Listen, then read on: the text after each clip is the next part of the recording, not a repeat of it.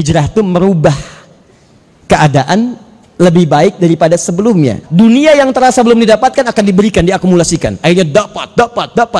Pertama-tama rasanya nggak enak. Haddatsana qala Abu Darda radhiyallahu ta'ala anhu menyampaikan kepada kita dari sahabat Abu Darda, semoga Allah meridai kepada beliau. Qala Rasulullah sallallahu alaihi wasallam, satu kali Rasulullah SAW pernah bersabda, "Man salaka tariqan yaltamisu fihi ilma." Siapa yang menyiapkan dari tempat dia tinggal untuk menempuh perjalanan demi belajar pengetahuan di majelis ilmu yang tadi kita sebutkan, yang bisa menambah keimanan, bisa menambah pengetahuan, dia siapkan tuh, punya persiapan. Yang paling menarik kalimatnya menggunakan tariq dan salaka dan tariq. Dia ada syari, ada tariq, itu beda. Kalau syari itu jalan luas, lapang. Kalau tariq kadang berliku, sekalipun lapang kadang-kadang sempit, ada macet, ada apa. Salaka itu tidak mudah, sesuatu yang ditempuh dengan cara yang tidak mudah. Kadang-kadang ada godaan, kadang ada kegiatan lain, kadang macam-macam. Saya katakan kepada ibu, bukankah saat ibu akan berangkat tidak mudah itu untuk menuju ke sini? Silahkan cek. Baru pakai pakaian, tiba-tiba ada ini, ada itu, semangat turun lagi, naik lagi. Di jalan ngejar-ngejar, kadang-kadang berjalan kena macet, kena macam-macam. Itu ini bu, nih. Yang paling menarik satu, lihat baik-baik. Begitu udah ibu siapkan, ibu tetap akan berangkat, lewati kemacetan, lewati ini, lewati itu. Itu setiap langkahnya, kalau ibu melangkah itu, sahalallahu lahu tariqan ilal jannah. Setiap langkahnya akan dihitung langsung oleh malaikat dengan izin Allah untuk memudahkan langkah ibu ke surga. Setiap langkahnya. Nanti saya tunjukkan apa yang dimaksud memudahkan ke surga. Sama ada yang bertanya, Ustadz saya kan nggak jalan ke Al-Murabbi, saya naik kendaraan. Apa ibu dari pintu rumah keluar langsung naik mobil? Tidak. Kendaraan itu akan bersaksi di hadapan Allah di hari kiamat bahwa dia pernah dipakai mengantarkan ibu ke sini. Begitu cara memahaminya. Dari mana dalilnya Ustadz? Ada. Idza zulzilatil ardu wa akhrajatil ardu wa qala al insanu.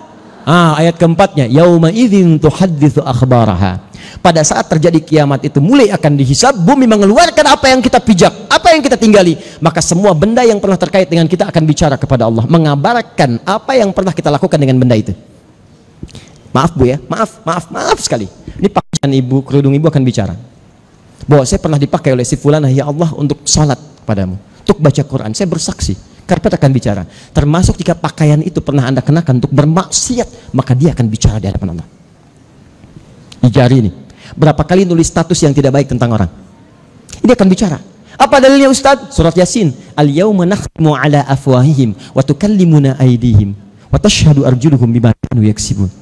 Nanti mulut kalian kami kunci, kata Allah. Yang bicara itu tangan, kaki yang bersaksi itu bicara. Di dunia saja sudah menampakkan bukti, sidik jari bicara. Anda pernah di mana?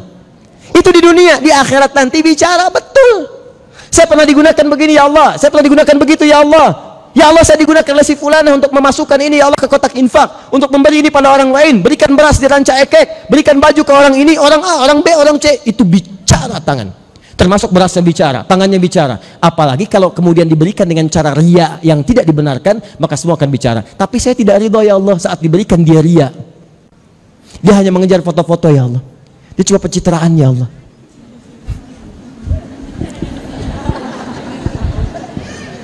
Jelas? Baik. Nah, apa yang dimaksud ini dimudahkan? Teruskan hadisnya. Perhatikan. Sahalallahu lahu tariqan ilal jannah wa innal malaikata. Kalaulah seorang penuntut ilmu itu tahu, para malaikat itu, awas hati-hati, tadau ajnihataha ridwan li talibil ilmi. Dia membentangkan sayapnya sejak penuntut ilmu keluar dari rumahnya, tempat tinggalnya, untuk menuju majlis itu. Jadi dari jalan, misal kalau rumah ibu misalnya, misal di Husen, ibu mau ke Al-Murabbi, itu dari sejak keluar itu malaikat sudah menaungi sampai ke sini, sampai pulang lagi. Kalau benar diniatkan, ya. Tapi kalau ibu mampir kemana ke mall, itu malaikat ninggalin, ya. Sini misalkan, baik, lihat baik-baik, sudah. Nah, ini setiap anda jalan, itu malaikat membentangkan sayapnya, memberikan ridha, ridhan li talabil ilmi, ridha bagi para penuntut ilmu. Ridhanya malaikat dua maknanya, dan saya mohon pada ibu, tolong catat betul yang dua ini dan amalkan dengan siapapun ibu mengaji.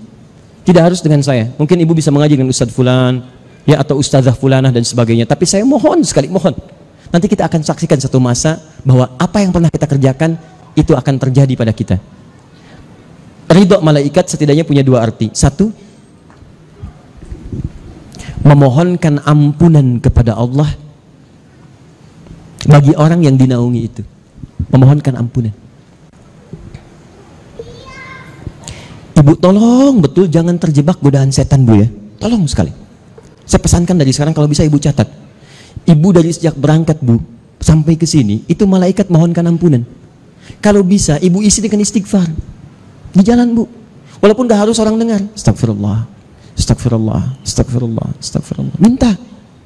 Itu dosa Ibu, Bu. Kalau Ibu benar-benar ucapkan itu dari hati yang paling dalam, bertobat pada astagfirullah, itu seketika dituliskan pahalanya, diampuni dosanya. Berita baik ya, dosa sebesar apapun kalau benar-benar Ibu mohonkan kepada Allah, ketika diampuni, Ibu tobat pada saat itu, diampuni dosanya.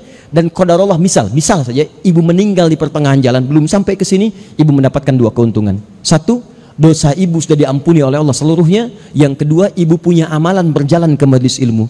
Maka ketika dosa diampuni semua, artinya nol dosanya. Ketika amalan dikerjakan melangkah ke majelis ilmu, Ibu punya amalan tinggi. Maka bahasa Qurannya, orang itu akan langsung terjamin masuk surga. Buka Quran surah keempat ayat 100. Itu surahnya Ibu, paling kiri sebelah bawah. Quran surah keempat An-Nisa. Ini ayat yang ke-100.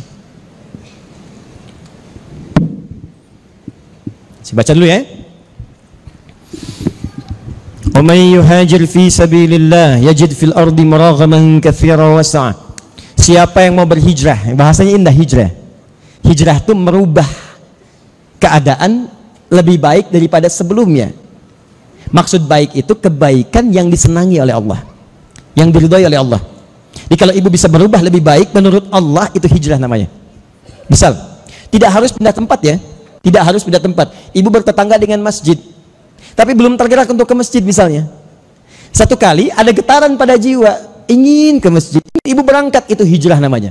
Sekalipun tempatnya tidak harus berpindah. Tapi kalau Ibu justru menjauh dari masjid, menjauh dari majelis itu bukan hijrah namanya. Tidak selalu pindah tempat.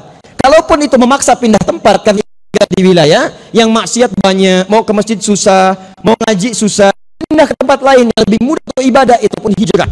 Yang memaksa untuk mendapatkan tempat yang baru. Nah, kata Allah, wa may yuhajir fi sabilillah. Siapa yang mau berhijrah karena Allah, yajid fil ardi maraghaman katsiran wa sa'a. Kalau dia masih punya batas hidup, setelah hijrah itu masih punya waktu hidup, beraktivitas, maka Allah berikan dua jaminan. Satu, dia akan titipkan, Allah akan berikan ketenangan pada jiwa orang hijrah itu. Jadi yang pertama kali bukan dapat dunia, Bu, tenang dulu.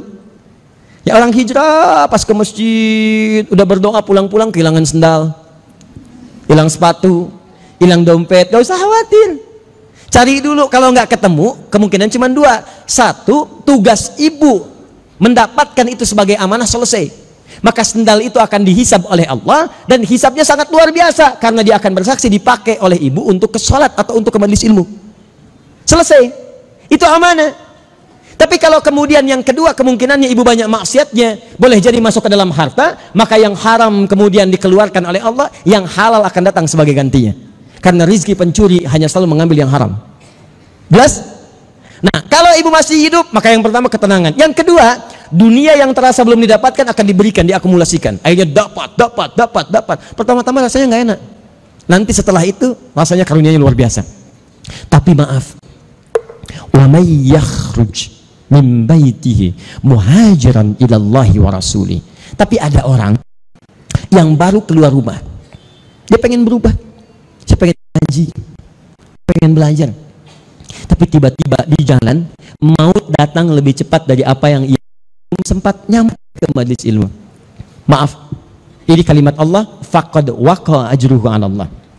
Maka dengan dia siap-siap itu, apalagi diisi dengan istighfar, dia bertobat kepada Allah, kata Allah, pahalanya telah saya tetapkan untuknya. Yang dimaksud pahala di situ surga. Jadi begitu dia istighfar, tobatnya diterima, maka ketika tobat diterima, apa yang terjadi? Cinta Allah datang, surga diberikan kepadanya. Itulah yang menimpa orang yang pernah membunuh 100 orang, kemudian dia mau bertobat, kata ulama pada saat itu, kamu pergilah ke majelis ilmu. Ulama ini tahu, satu-satunya pahala yang berlimpah bagi orang ini untuk menutup dosa-dosanya, pergi ke majelis ilmu. Karena pahalanya berlipat, Bu.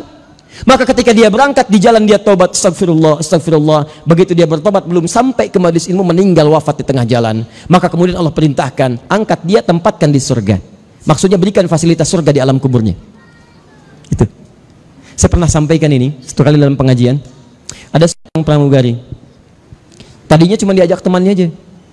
Tiba-tiba kemudian ikuti kisah nyata. Saya sendiri yang sampaikan di awal saya tiba di Indonesia. Begitu saya sampaikan, si pramugari ini ingin berubah, dia terus pengen belajar. Akhirnya apa yang terjadi? Qadar Allah, pertemuan yang kedua, ternyata qadar Allah sakit. Begitu masuk rumah sakit, ternyata dilihat secara medis terkena kanker, Bu.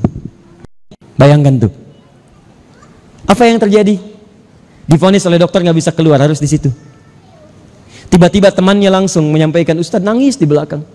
Tolong minta doa Ustadz, teman kita keadaannya sedang sulit saat ini, tolong doakan Ustadz. Saya bilang tenang, kita selesaikan, kita doakan. Anda nggak usah khawatir, ibu itu diisolasi oleh Allah di rumah sakit, cara pandangnya pakai iman, jangan pakai akal. Bukankah saat sakit orang banyak istighfar? Bukankah saat istighfar diampuni dosanya?